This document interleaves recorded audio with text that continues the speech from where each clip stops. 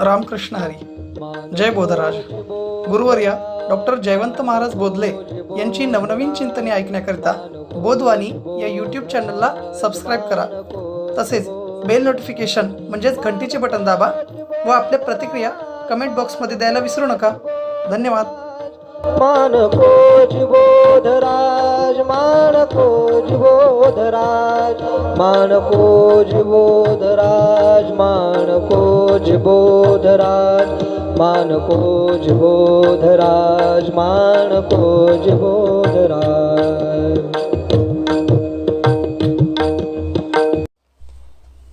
मंगलम भगवान विष्णु मंगलम गरुडध्वजः मंगलम पुंडरीकाक्षो मंगलायतनो हरिः.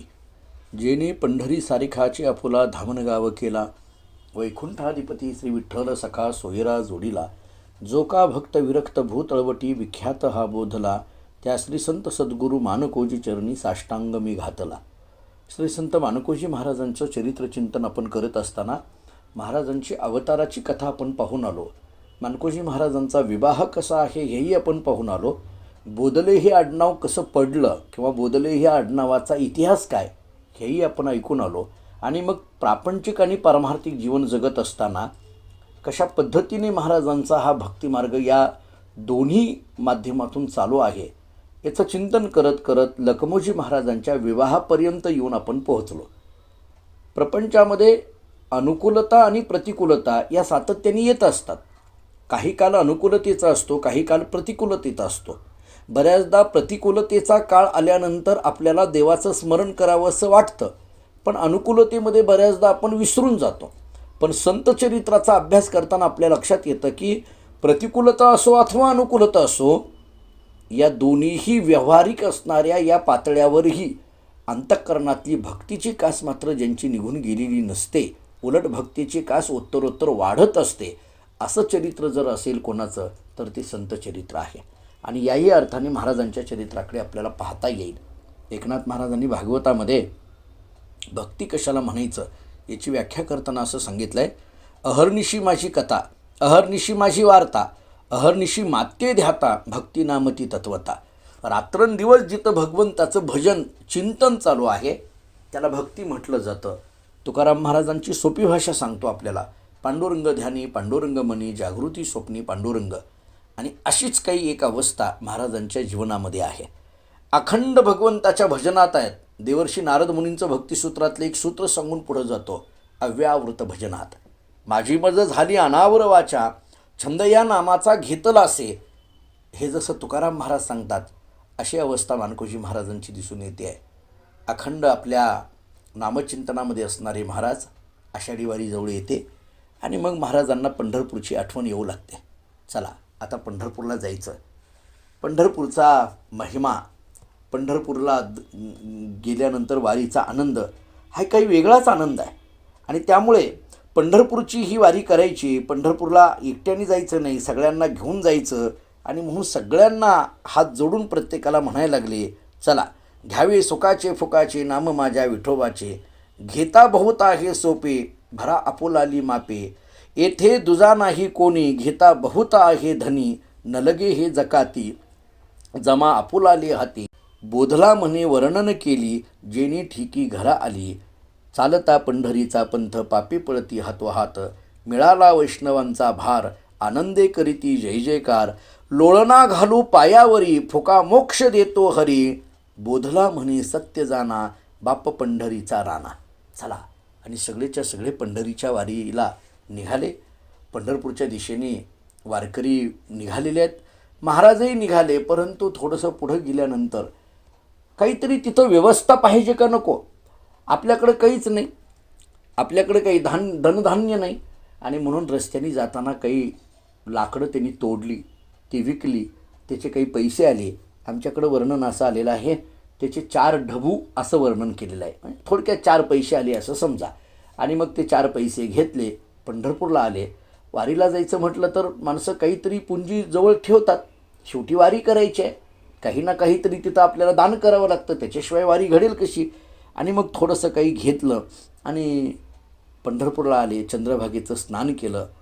नियम असा होता, 1 पैशाचा तो तुळशी बुक्का घेतला पांडुरंगाच्या दर्शनाला गेले. तो तुळशीबुक्का पांडुरंगाच्या चरणावर समर्पित केला. 1 पैशाचा शिदा विकत घ्यायचा आहे, 1 पैसा ब्राह्मण दक्षिणा द्यायची आहे आणि 1 पैसा चंद्रभागेला अर्पण करायचा आहे. आता तो शिदा मिळेना. 1 पैशामध्ये कुठून शिदा मिळणार हो? इकडं तिकडं सगळ्या दुकानाने शोधायला लागले, प्रत्येकाला हात जोडायला लागले, कुठं मिळेना. मंदिराच्या जवळच एक छोटंसं असणारं दुकान, त्यांना पडकं दुकान दिसून आलं. त्याच्यामध्ये एक वयोवृद्ध असलेला दुकानदार दिसून आला. महाराज त्याच्याजवळ जातात आणि सांगतात, मला थोडा शिदा द्याल का? 1 पैशाचा शिदा. आता जसा पैसा कमी तसा येणारा मालही तशाच पद्धतीचा असणार. आपल्याकडं आपण म्हणतो ना, जसं पेरतो तसं उगवतो म्हटल्यासारखं 1 पैशाचा शिदा येईल कसा? तो काही चांगला येईल का? अगदी ते पीठ आणि मीठ कुठंतरी कुजलेलं, काय ते त्याच्याकडनं म्हणजे फार काही त्याच्यामध्ये स्वादिष्ट स्वयंपाक होईल असं नाही, अशा पद्धतीचा असणारा तो शिदा तो महाराजांना त्या दुकानदारांनी दिला. महाराजांनी विचार केला, शेवटी आपली परिस्थिती आहे, काय करणार? तो शिदा घेतला आणि वाळवंटात जाऊन बसले आणि मोठ्याने हाका मारायला लागले, कोणी ब्राह्मण येईल का? हा शिदा स्वीकारेल का? की जेणेकरून मला हा शिदा स्वीकारल्यानंतर माझी वारी खऱ्या अर्थाने पोच होणार आहे. आणि म्हणून हाका मारायला लागले. कोणी ब्राह्मण त्यांच्याजवळ येईना. तो शिदा बघितला की निघून जायचे. तिथं जवळच असलेल्या एका मोठ्या श्रीमंत सावकाराने ब्राह्मण भोजन ठेवलेलं होतं आणि अत्यंत व्यवस्थित पद्धतीचं ब्राह्मण भोजन, अगदी ज्याला पंचपक्वान्न असं म्हटलं जातं, तो पक्वान्नाचं असलेलं जेवण आणि प्रत्येकाला त्या काळामध्ये 11-11 रुपये दक्षिणा. कोण ब्राह्मण इकडे येईल हो? सगळी गर्दी तिकडंच, प्रत्येकजण तिकडंच निघायला लागला. आणि मग महाराजांना वाईट वाटत होतं. महाराज हाका मारत होते, पण कोणी ब्राह्मण त्यांच्याजवळ यायला तयार नाही. शेवटी महाराजांच्या डोळ्यातून अश्रू येऊ लागले.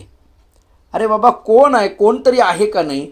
जोपर्यंत ब्राह्मण शिदा घेत नाही तोपर्यंत मला अन्न खाता येत नाही.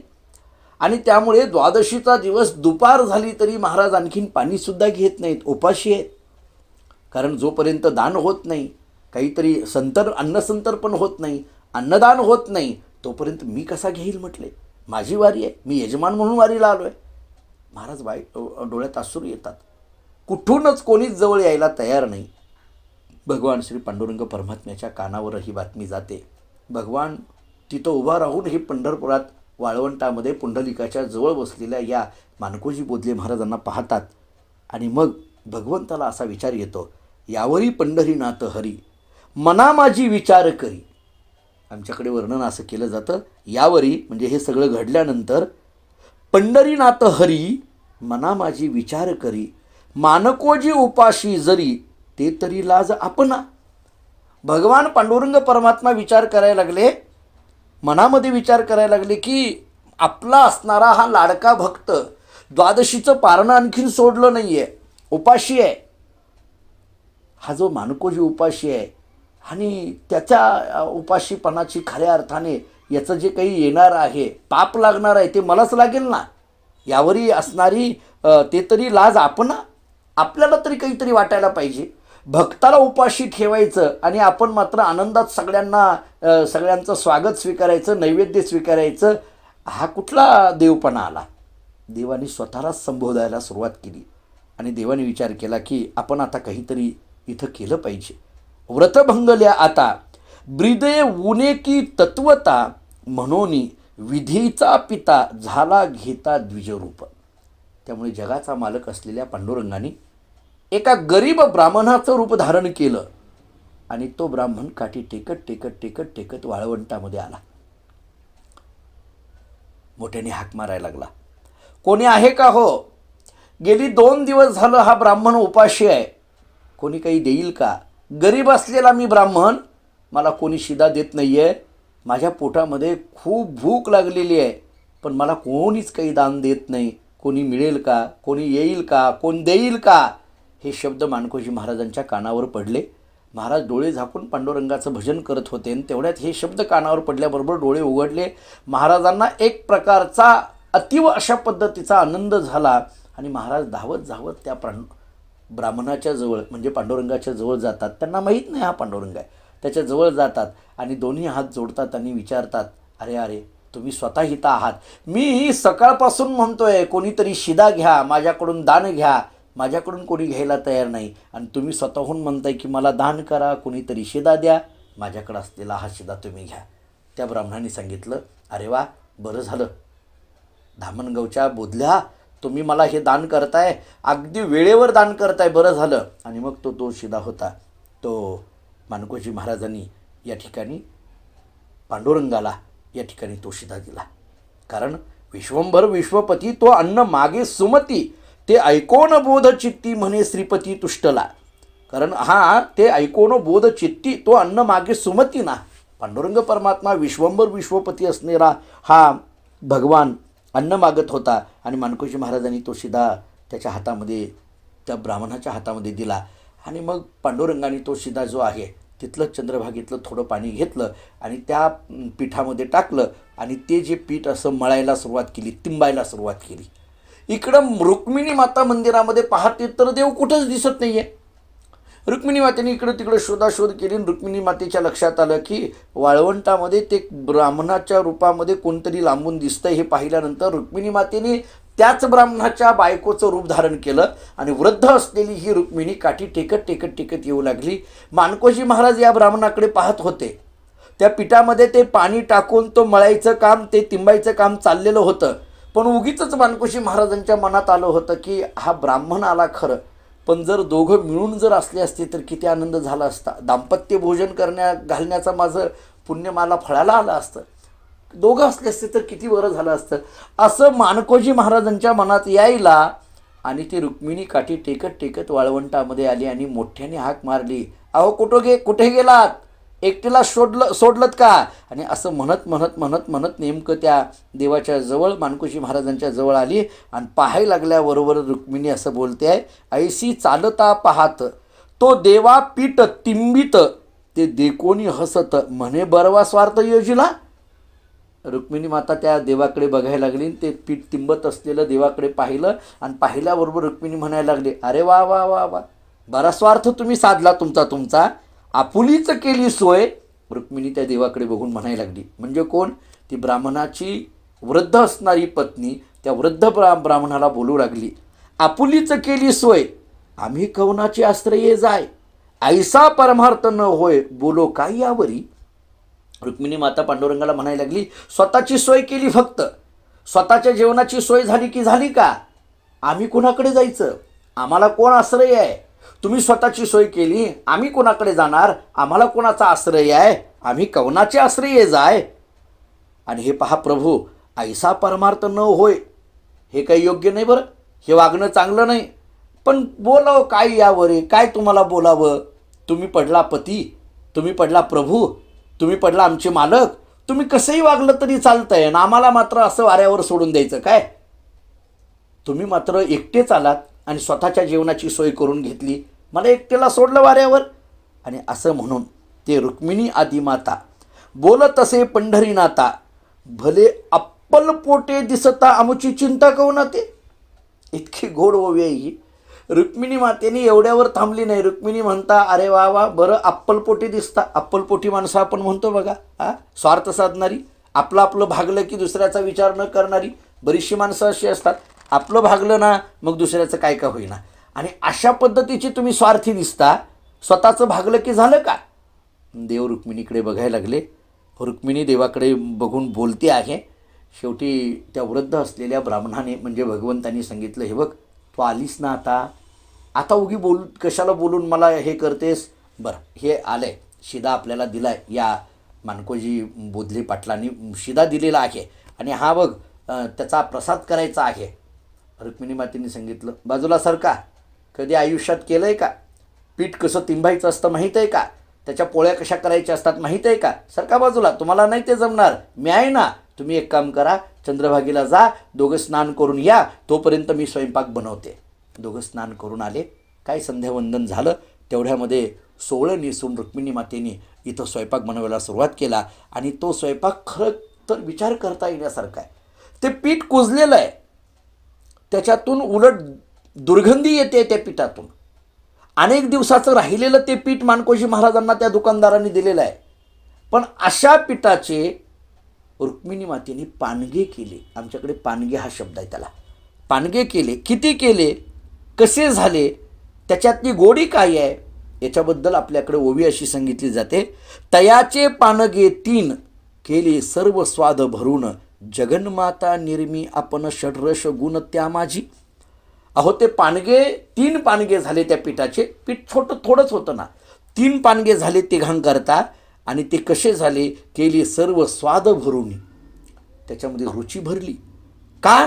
कारण करणारी कोण आहे, जगन्माता निर्मी आपण. जगाची आई असलेली रुक्मिणी माता हे पानगं तयार करते आहे आणि त्याच्यामध्ये षड्रश गुण, त्यामध्ये सगळे गुण, षड्रशाचा भरण पोषण त्या पानग्यामध्ये झालेलं आहे. त्यामुळं अत्यंत गोड अशा पद्धतीचे, चविष्ट आहाराच्या दृष्टीने बोलायचं झालं तर चविष्ट अशा पद्धतीने ते पानगे आपल्याला या ठिकाणी खायला लागतील, अशा पद्धतीची चव त्या पानग्यामध्ये आहे.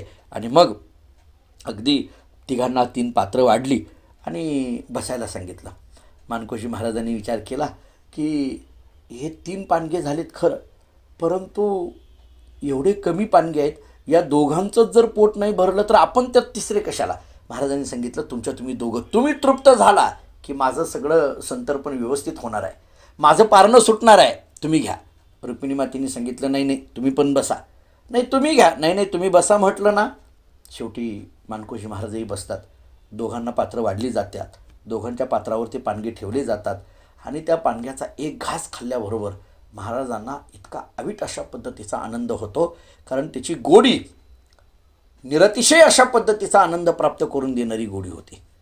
ते एक घास खाल्ल्याबरोबर जणू काही ब्रह्मरसाचं भोजन केल्याचा आनंद महाराजांना होतो आहे. ते ब्रह्मरसायन भोजन शेषपंक्ती आपण, मना झाले समाधान अमना मन उपरमे. मन उन्मनी स्थितीला जावं अशा पद्धतीचा तो प्रसाद आहे. अहो साधी गोष्ट आहे, आपण केलेला स्वयंपाक देवाला नैवेद्य म्हणून दाखविले की त्याला प्रसाद हे नाव येतं. म्हणजे काय केलं जातं की त्याच्यातले दोष भगवान काढून घेतात आणि ते शुद्ध अन्न झालं असं म्हणून आपण जेवायला घेतो आणि मग आपल्याला वाटतं काय छान झालं आहे. मला सांगा, नैवेद्य म्हणून दाखविली तर छान झालं असं आपण म्हणतो. स्वतः देव आणि रुक्मिणी मातेने केलेला स्वयंपाक किती गोड असेल विचार करा, काय चव लागत असेल त्याचा विचार करा. आणि त्यामुळे त्याला ब्रह्मरसायन भोजन असं म्हटलेलं आहे. बरं, पंगत कोणाची आहे? शेषपंक्ती पावन, पांडुरंगाच्या पंक्तीला बसून जेवायचं आहे. काय होईल त्यांनी? मना झाले समाधान अमना मन उपरमे. त्यामुळे मनाला एक पद्धतीचं समाधान त्या प्रसादातून प्राप्त होतं आहे. अशा पद्धतीचा हा असणारा पानग्याचा प्रसाद वाळवंटामध्ये होतो आहे.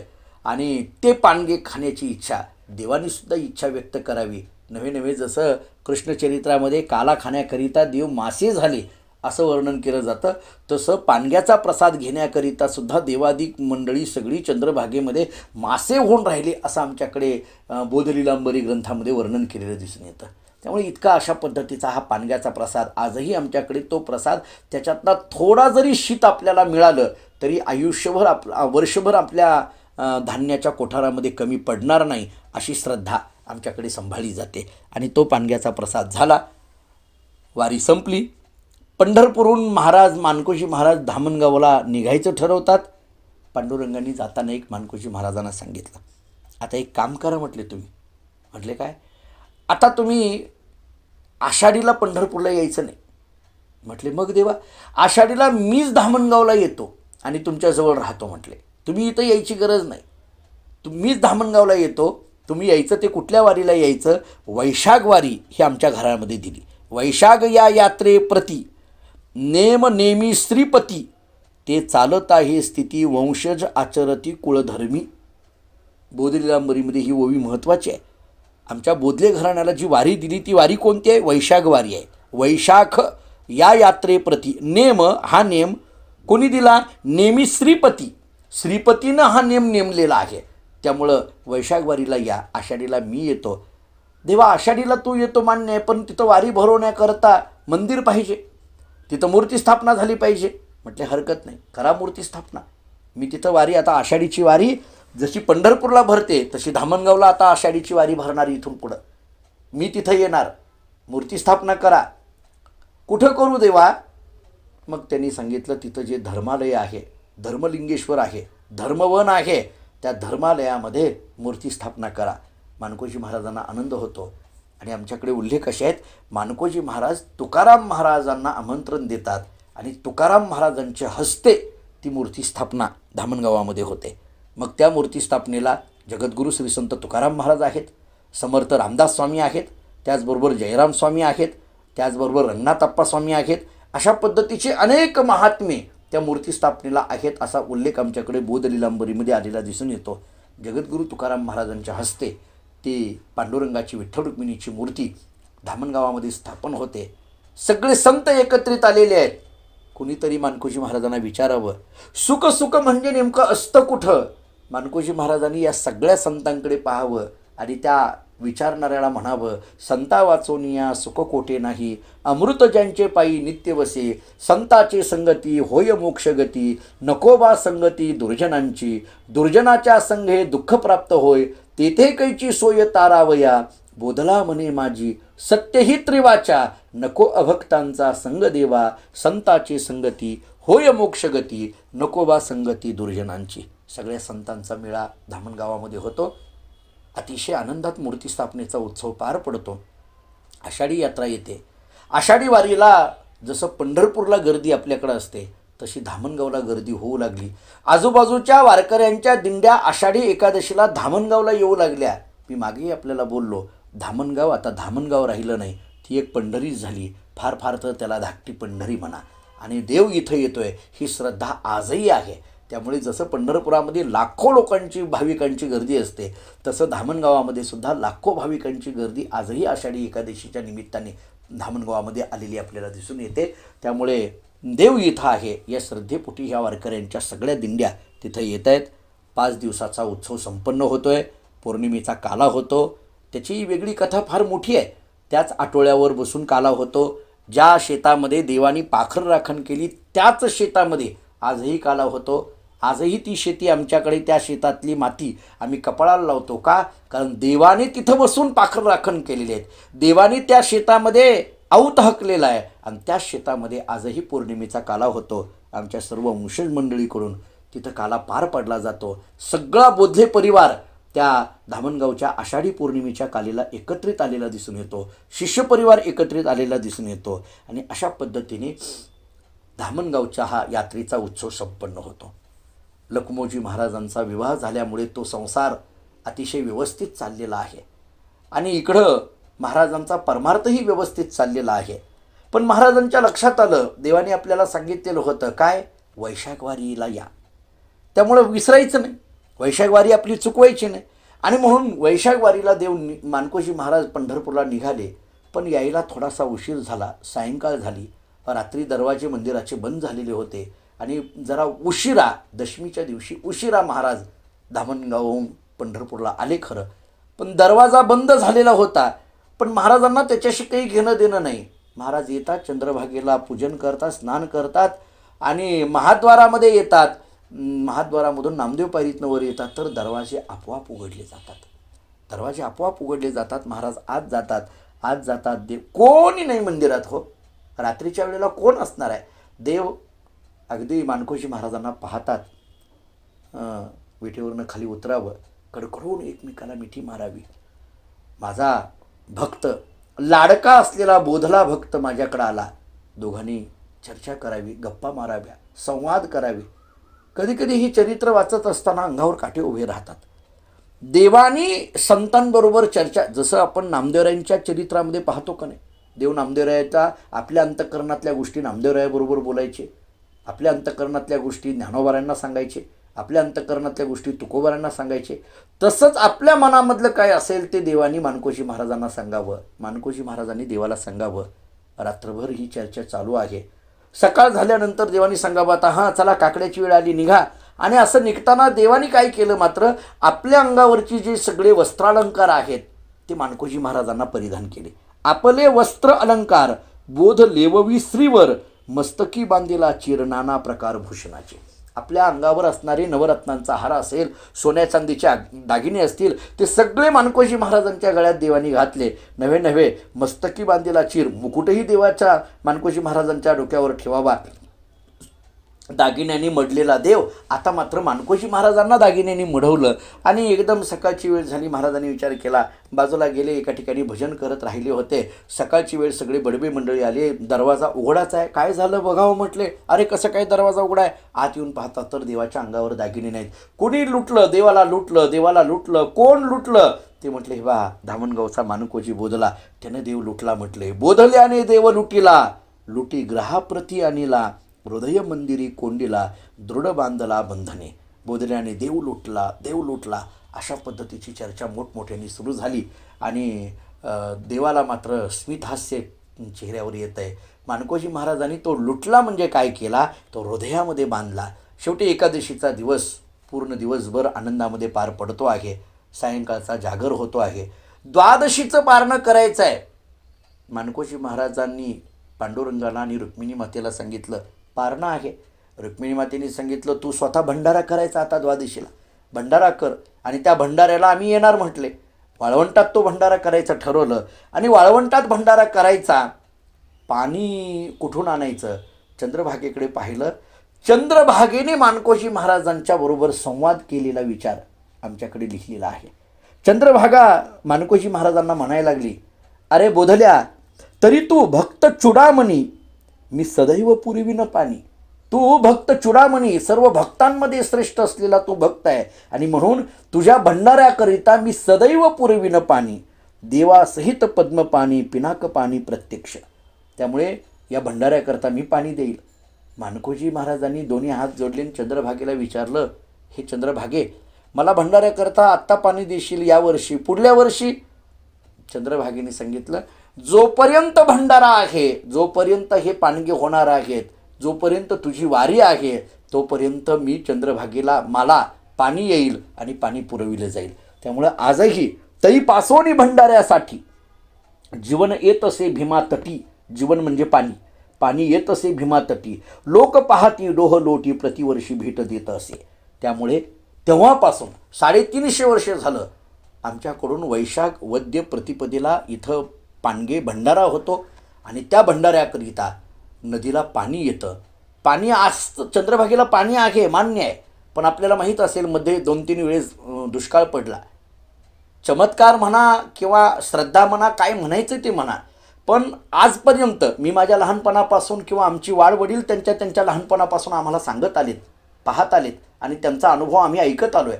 ते सांगतात की त्यांच्या लहानपणापासून, आम्ही आमच्या लहानपणापासून पाहतोय, आम्ही वारी घेऊन पंढरपूरला आलो की चंद्रभागेला पाणी ही येतच, वाढतंच. थोडं का होईना चंद्रभागेला पाणी वाढतं. काही वेळेस तर अख्खी कोरडी असलेली चंद्रभागा ही पंढरपूरकरांनी पाहिली. पण वैशाखीची बोधलेबुवांची वारी आली म्हटलं की त्या चंद्रभागेला कुठून कसं पाणी येतं, का वरून सोडलं जातं, कसं सोडलं जातं, मग ते सोलापूरकरता सोडलं म्हणा, कोणाकरता सोडलं म्हणा, हे किती जरी आपल्याला लौकिकाचे अर्थ लावलेले असले तरी वैशाख वारीला मात्र चंद्रभागेला पाणी येतं. हे हमखास आजपर्यंत 350 वर्ष झालं इतिहास चालू आहे. कारण याचं कारणच आहे, तैपासोनी भंडाऱ्यासाठी जीवन येत असे भीमातटी. आणि अशा पद्धतीने ही देवलोटी वारी आमच्या घराण्यामध्ये केली जाते. त्यामुळे वैशाख वारी, या वैशाख वारीलाच आमच्याकडे देवलोटी वारी असं म्हटलं जातं. आजही त्या वारीला बोधले महाराज परंपरेतले एकतर संपूर्ण बोधले वंशज हजर असतात, बोधले शिष्य परिवार हजर असतो. स्वतः धामणगावहून मानकोजी महाराजांची पालखी दिंडी या धामणगाव ते पंढरपूरपर्यंत येते. अनेक वारकरी त्याच्यामध्ये सहभागी झालेले असतात. मला आठवतं आहे, मी खूप लहान असल्यापासून हा दिंडी सोहळा चालत आलेला आहे. खरं तर ही पायी दिंडीची वारी पूर्वी काही मधल्या काळात आमच्याकडे बंद पडली होती. फक्त वाहनाने किंवा बैलगाडीतून आम्ही जात असत आमचे पूर्वज. पण त्यानंतर 1972-74च्या दरम्यान माझे वडील सद्गुरू प्रभाकर दादा बोधले महाराज यांनी पायी दिंडी सोहळा सुरू केला. त्याची एक स्वतंत्र कथा आहे.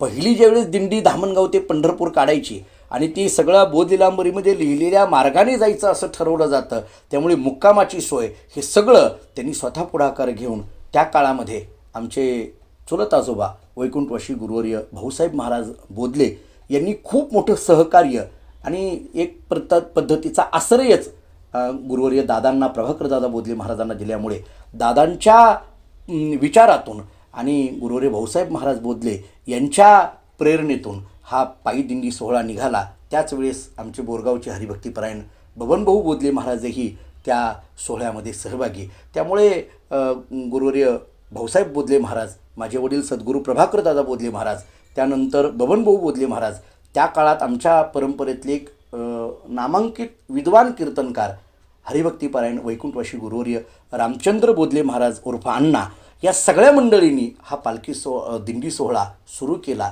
आणि मग आमच्या कर्नाटकातले दादा आम्हाला सांगतात की विजापूरची जवळजवळ 40 मंडळी त्यावेळेस विजापूरहून धामणगावला आली आणि धामणगावून ती रात्री मंडळी सगळी 4 दिवस चालत निघाले. बेंगलोरमधले आमचे काही शिष्यपरिवार की ज्यांना खऱ्या अर्थाने माहीत नाही कसं चालायचं असतं काही, पण तीसुद्धा मंडळी या ठिकाणी या दिंडी सोहळ्यामध्ये एक काळ चालत आलेले आहेत. आमच्या परंपरेतलं फडावरचं मुख्य गाव निजाम जवळा, ह्या जवळ्यातल्या मंडळींनी कित्येक वर्ष ही दिंडी सोहळा केलेला आहे. आणि धामणगावातली मंडळी तर प्रतिवर्षी या ठिकाणी आजही ह्या पालखी सोहळा मोठ्या आनंदाने या ठिकाणी घेऊन येत आहेत. त्यामुळे धामणगाव ग्रामस्थ, भजनी मंडळ, बोधले परिवार या सगळ्यांच्या ह्याने आजही तो पालखी सोहळा चालू आहे. आजही आमच्या घरामध्ये जे वंशपीठाधीश मंडळी आहेत ती इथं येतात आणि तो जो असणारा दिंडी सोहळ्यामधून देवलुटीचा मान आहे तो देवलुटीचा मान आजही घेतला जातो. खरं तर पूर्वीच्या काळामध्ये 3 दिवस आम्ही मंदिरात असायचो. काळ बदलत गेला. आज वैशाख वद्य द्वितीयेला सकाळी महापूजा, त्यानंतर कीर्तन आणि मग मानकोजी महाराजांच्या समाधीची पूजा, वाळवंटातला भंडारा, आज तागायत हा सगळा चालू आहे. आणि म्हणून हे पूर्वीपासून आलेली परंपरा, ही देवलुटी वारीची परंपरा आजही धामणगाव ते पंढरपूर अशा पद्धतीने चालते आहे. त्या पायी दिंडीमध्ये अनेक जाताना महाराजांकडून घडलेले वेगवेगळे असणारे ज्याला अनुभव म्हणा, अनेकांना महाराजांचे अनुभव आलेले आहेत, आध्यात्मिक अनुभव आलेले आहेत, अनेकांच्यावर कृपा केलेली आहे, अनेकांवर वेगवेगळ्या पद्धतीने कृपाहस्त करून प्रापंचिक पारमार्थिक असलेल्या अडचणी महाराजांच्या कृपेने, कृपाप्रसादाने अनेकांच्या सुटलेल्या आहेत. आणि त्यामुळे मानकोजी महाराज बोधले या परंपरेवर आजही त्या रस्त्याने येणाऱ्या अनेक भाविकांची श्रद्धा ही दृढ श्रद्धा असलेली आपल्याला दिसून येते. मानकोजी महाराजांनी प्रतिवर्षी हा पालखी सोहळा घेऊन, ही दिंडी घेऊन धामणगाव ते पंढरपूर ही दिंडी यावी. अनेकांना जात असताना त्यांच्याबरोबर वारकऱ्यांचा लोंढा हा वर्षानुवर्ष वाढत असलेला आपल्याला दिसून येतो. यामध्ये काय घटना घडल्या, देवलुटी वारीची जी दिंडी आहे त्याच्यामध्ये कोणकोणते अनुभव आले, मग तो देवडीचा तो तुळशीमाळा असेल किंवा मग पापरी खंडाळीची असणारी गंगूबाईची कथा असेल, या अत्यंत मनोहर अशा पद्धतीच्या अशा कथा आहेत, रमणीय अशा पद्धतीच्या कथा आहेत आणि प्रसन्न करणाऱ्या अशा कथा आहेत. त्या सगळ्या कथा आपल्याला ऐकायचं आहे. आजची वेळ संपली, आज इथंच थांबू. उद्या देवलुटी वारीमध्ये, दिंडीमध्ये जे काही अनेक गावांना येणारे जे काही आध्यात्मिक अनुभव आहेत आणि घडलेले जे काही त्या काळाच्या अनुषंगाने जे काही ज्यांचा उद्धार घडलेला आहे त्यांच्या कथा आपण उद्या श्रवण करू. रामकृष्ण हरी. मानकोज बोधराज, मानकोज बोधराज, मानकोज बोधराज, मानकोज बोधराज, मानकोज बोधराज, मानकोज बोधराज, मानकोज बोधराज, मानकोज बोधराज, मानकोज बोधराज, मानकोज बोधराज, मानकोज बोधराज, मानकोज बोधराज.